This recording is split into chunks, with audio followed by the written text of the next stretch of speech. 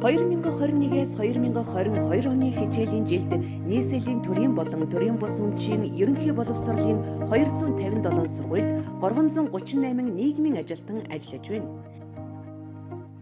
Сургуулийн нийгмийн ажилтан нь боловсролын салбарын болон хүүхэд хөгжил, хамгааллын бодлого, хууль тогтоомж, шийдвэрийн хэрэгжилтийг сургуулийн хэмжээнд төлөвлөх, зохион байгуулах, тайлагнах, үнэлэх ажлыг удирдан зохион байгуулах зорилготойгоор үйл ажиллагаагаа явуулдаг юм.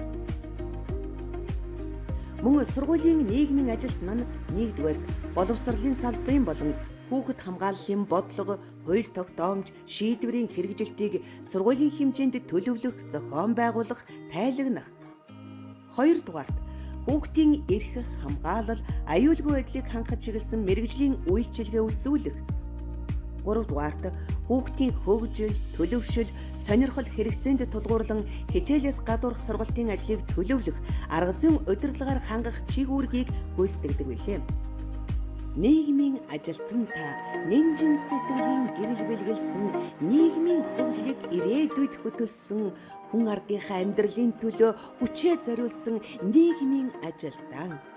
Сургууль, гэр бүл, багш, ажилтныг сайхан сэтгэлээр тэтгэж тусалсан сурагчийн эрхийг, сургуулийн дүрмийг судалж холбодог нийгмийн ажилтан та бүхэндээ аз жаргал хамгийн сайн сайхан бүгдийг хүсэн ерөөй.